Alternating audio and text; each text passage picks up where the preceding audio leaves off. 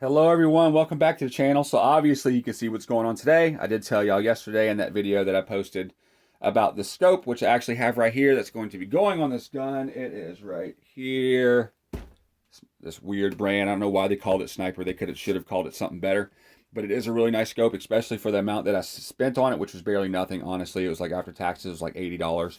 I think it was like 78 whenever I purchased it. I purchased it on eBay, brand new from a Texas optics company out of obviously the Texas, a state in the United States of America, and it's really nice. If you want to look at that video, it's the one right before this one, at least it should be.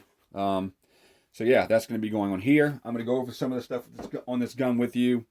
Obviously, this is the Ruger American Ranch. It does not say that. It just says Ruger American, but this is out of the Ruger American Ranch line. This specific one is chambered in 5.56 NATO. It comes with this really nice Picatinny rail on the top of it. It's mount scopes too. And it also comes with one 10-round box magazine. Some of these come with a recessed magazine where everything's in the inside and it only holds 5, I believe.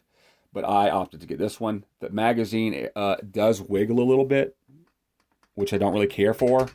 But I think that it will still be just fine. I could actually probably figure out a way to make it not do that. So that's what I'm going to try to do. So let's start at the front and work our way to the back. There we go. Let's see if I can actually tilt this up a little. That's good enough. All right, so it does come with a threaded muzzle. It's actually it is very nice. This whole deal is obviously the muzzle is greased. I think it is 1/2 by 28 or 28 by 1/2, whatever. It comes with this really decent muzzle protector. It has like the cuts in the side of it to tighten it on and off with a wrench if you need to.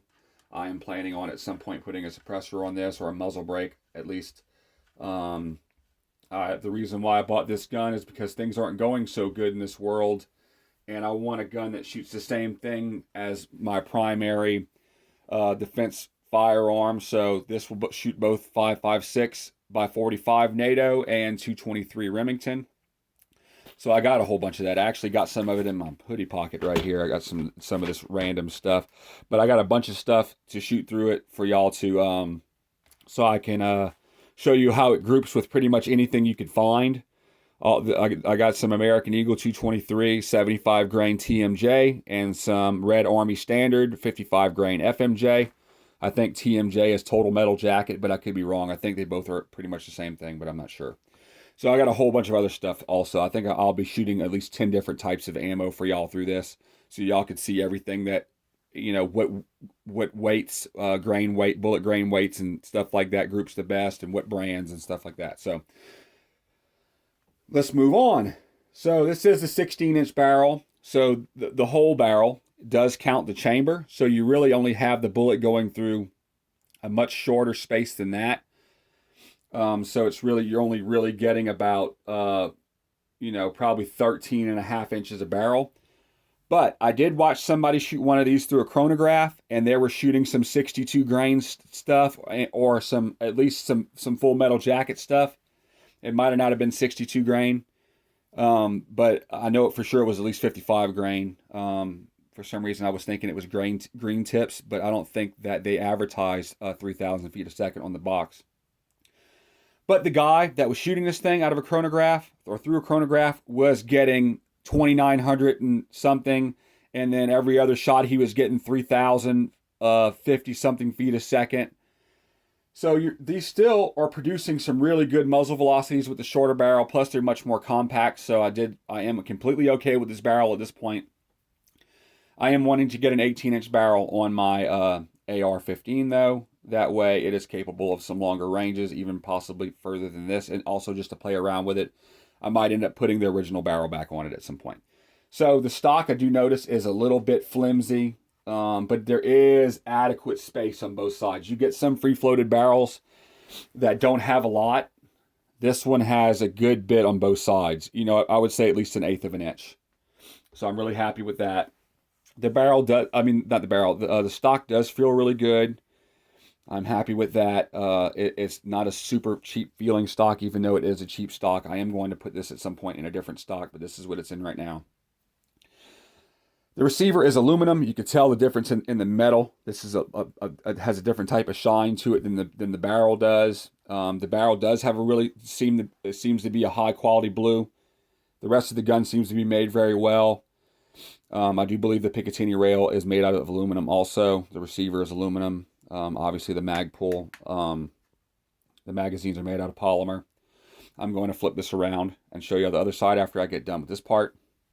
So moving back here, this is the release for the bolt. Once you have it all the way back, you can push this in, and it will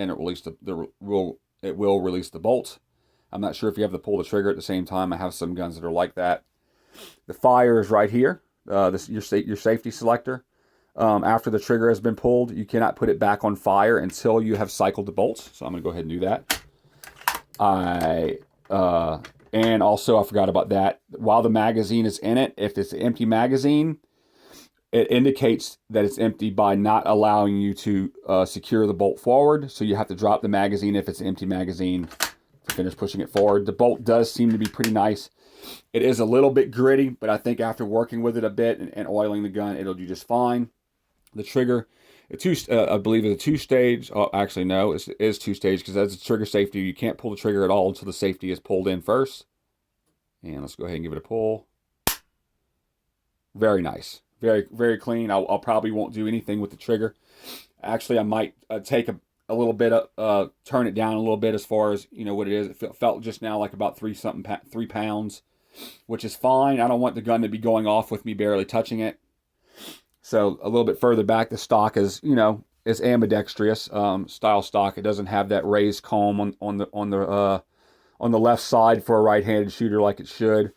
And the butt pad back here in the back, pretty cushy. But it doesn't need to be really for this gun because it's only a 223. So now I'm going to go ahead and see if I can do this while I'm on camera without having to move the camera. Just turn my Caldwell 7 rests around and start y'all on the other side. This is kind of weird doing this, but it worked. Look at that. So another thing one thing I do believe that I will replace is the bolt handle. I want one that is much more knobby. You can buy some aftermarket ones that are a bit easier to get your hand on. This one's completely fine. Don't get me wrong. There's nothing wrong with it. It is what it is.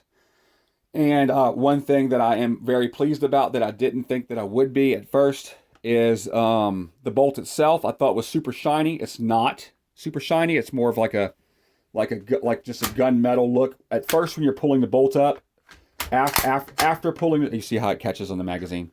It has the same little button, just like an AR-15 would, to drop the mag. I'm not letting it fall all the way out because of my finger. Pushing this back forward, locking it in place. I'm going to squeeze the trigger. Nice break. But after that shot, pulling this up right here is a little bit tough. Like more than a little bit tough. It's kind of tough. But it is what it is. By the way, the gun is obviously clear. A lot of people comment on other people's stuff saying, oh, you didn't make sure the gun was clear. Like, I literally don't care. It's pointed at the wall. There's nobody that lives that way. There's nobody else in here with me. And the only thing, if the gun did go off while it was empty, it would just hurt my ears really bad. And, yeah, that's not going to kill me. So, anyways, it is great. I really am super happy, especially with the Picatinny. Pretty much the whole gun. Another thing I don't really care about the gun. I've got to put this thing back forward again. Hold on. Oh no. Okay, there we go. Now that that's forward, the magazine has a wiggle to it. I might have said that earlier. It's not super bad. I feel like it's something I can fix. I don't know if that'll affect the feeding of the ammunition. It also does have this little thing that pokes out back here. I don't know if you can see that little silver thing pokes out. And that lets you know that the gun is in battery, and that if it doesn't have a bullet in the chamber, it's definitely has tension ready to fire. So as soon as you squeeze the trigger, this thing's going to go in. There it goes. It's gone. So that's cool that it has that to let you know that, hey, this gun is ready to fire.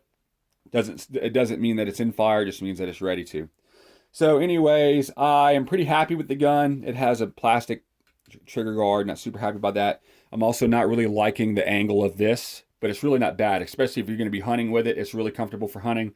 But for prone shooting, I would want something at a bit more of a downward angle and not so tapered backwards like that. That's why I think that I'm going to put this in the Magpul Hunter stock, which has a raised cheek comb and a few other cool things. I might do some work to this stock while I have it, and so can you if you decide to buy this gun.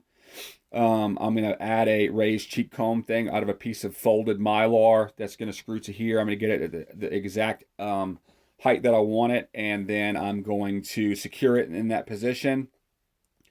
I'm planning on putting something a lot better of an optic on here than what the one I just showed you is, but this is it's what I have now. I'm going to sight the gun in with that, and I'm also going to check a bunch of different types of ammo, like I said earlier, to let y'all know in the next video. So that's pretty much all that I have on this right now. I wish that it came with more magazines. I wish the magazines didn't wobble in there. It's not really bad. It's still, you can still tell it's supported. It doesn't just flop around. Like I have to try to move it. Like look, I move it and it bounces back. Move it, bounces back. So I think when I get the other stock, the Magpul stock, it'll eliminate that. This barrel in action is just incredible as it is. It is like more of a heavy contour for 223. And I think that this is going to serve the purpose that I want it to. Obviously, I'm going to take this sticker off of there and some other stuff. So anyways, thank y'all for stopping by. If y'all have any questions about this, please leave them in the comment section, especially after I shoot it. I'll be able to answer a lot more of that. Like I said, I am wanting to make sure this thing is super accurate and see what type of ammo it's accurate with, and what grain weights of ammo. So I'll be letting y'all know. I will be shooting it out of the 7 rest also. So y'all get to see some more of this thing. This thing was super cheap. It was about $27. It was under $30 when I bought it. And it is super solid, super sturdy. I like it. I'm glad I got it. It'll fold and fit right under the seat of your truck or your back seat of your car or in your trunk out of the way. It's very convenient, compact, and I love it. So I'm not going to say anything more about this thing. I've already made videos about it. Y'all can go look at those. So thank y'all for stopping by. I love you. Jesus loves you, and I will see you next time.